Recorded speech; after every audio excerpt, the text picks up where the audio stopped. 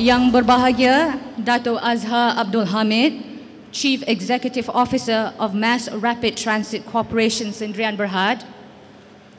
Yang berbahagia Dato Azmi Matno, Director of MMC Gamuda KV MRT PDP Sdn Bhd. Yang berbahagia Dato Teo Chiang Kok, Director of Utama Shopping Centre, Senior Management of MRT Corp, Senior Management of MMC Gamuda KV MRT PDP Sdn Bhd, friends of the media, ladies and gentlemen. Assalamualaikum, salam sejahtera, good morning, and welcome one and all to the launch of the MRT Info Truck. Ladies and gentlemen, when completed, the 51-kilometer Sungai Buloh Kajang MRT line would be able to transport 25,000 passengers per hour per direction, 435,000 commuters per day, and covering a population catchment of more than 1.2 million people. Since November last year, 5 MRT info centers have been set up in Kota Damansara, Taman Tun Dr. Ismail, KL Central, Bandar Tun Hussein On, and Kajang, operating Mondays to Fridays from 10 a.m. to 6 p.m. and Saturdays from 10 a.m. to 2 p.m. Subsequently, 2 information kiosks were also set up at the store in Sungai Buloh and Bukit Bintang Plaza. As you've probably already noticed, they are strategically placed in areas with high traffic volume to facilitate easy access and dissemination of information to the public, like yourselves, as well as act as feedback avenues on the nation's largest infrastructure project. Ladies and gentlemen, the MRT Info Truck, or MIT, is yet another platform for MRT Corp to engage the public. Because it is mobile, the MIT aims to reach out to people by bringing out the information to them. Now, before we proceed with the launch, on behalf of MRT Corp, I would like to take this opportunity to thank our host, Utama Shopping Centre, for graciously facilitating and sponsoring our event venue for today. Let's hear a round of applause for them. Thank you. And now, to tell you more about the MRT Info Truck, it gives me enormous pleasure to invite Yang Berbahagia Dato Azhar Abdul Hamid, Chief Executive Officer of the MRT Corp, to deliver his speech.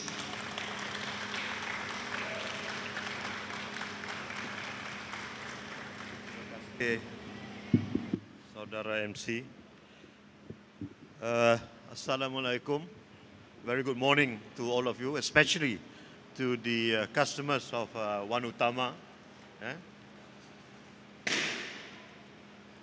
Dato Teo Chiang Kok, Dato Azmi, Senior Management from MRT as well as MMC Gamuda, friends of the media, thank you very much for being here. I think once again, we meet, and on this, we have met on many happy occasions, and I'm glad that today we're meeting on another one. This one basically marks a good milestone as far as the MRT project is concerned.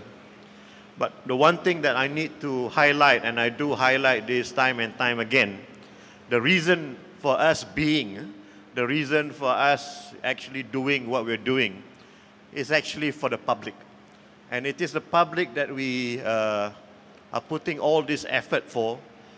And in line with what the government is trying to do under the ETP transformation program, we want to make sure that Kuala Lumpur becomes one of the top 20 most livable cities in the world. And this doesn't happen overnight. It will take us time, it will take us a lot of effort to actually achieve that particular objective. As you all know, I think especially if you're driving, if you are one of those people who drive to work every morning, you'll see that driving a car to work is a very big necessity, because currently the convenience of public transportation is not up to the mark. And believe me, the government today is making a lot of effort via SPAT, via Prasarana, and of course via MRT Corporation to provide a public transport infrastructure product that Kuala Lumpur and the people who live in the Klang Valley can be proud of. Every year, about 500,000 new cars are added onto our roads in Klang Valley or in the country. This is not a sustainable proposition. We cannot go on building highways. We cannot go on putting more cars on the road. We should try to minimize, we should try to discourage, and we should try to encourage people to actually utilize the public transport. And today, the way things are going, a city like Kuala Lumpur has less than 20% of the number of people that's actually using public transportation. Compare that to Singapore, compare that to London, the percentage is much higher. We are actually very low in terms of public transport utilization. And that needs to change. And that needs to change very, very quickly. Yeah? When we did the MRT, we went through a period of 3 months. This was from February 2011 to May 2011, where we encouraged feedback from the public to tell us what they thought about the proposal as far as the MRT project was concerned.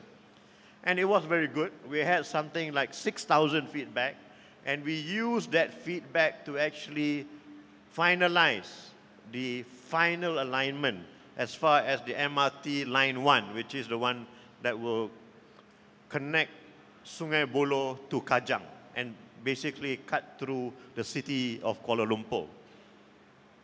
Based on that, it was converted into a rail scheme that the government approved. But that was not enough. We had to make sure that after we've done all that, the public actually knows what's happening with this project. To just tell people what was going on in the beginning didn't cut it for us. We want to make sure that over the years, over the next couple of years, the public must be continuously engaged. The public must be able to continuously ask questions. And what we've done is we've got good websites. I mean, to me, that is a very traditional way of doing things. But what we went to do was we created information centers. Yeah? We have got information centers located in Kajang. We've got information center located in Kota Damansara. We've got information center in KL Central, Bandar Tun Hussein On, and TTDI. As far as we're concerned, you know, this was a way to reach out to the public. But informations are static. You know, people need to go there. And sometimes it's not convenient for the public to get to our information center. Now, because of that, we embarked on kiosks. We moved kiosks around malls to make sure that we can actually disseminate information about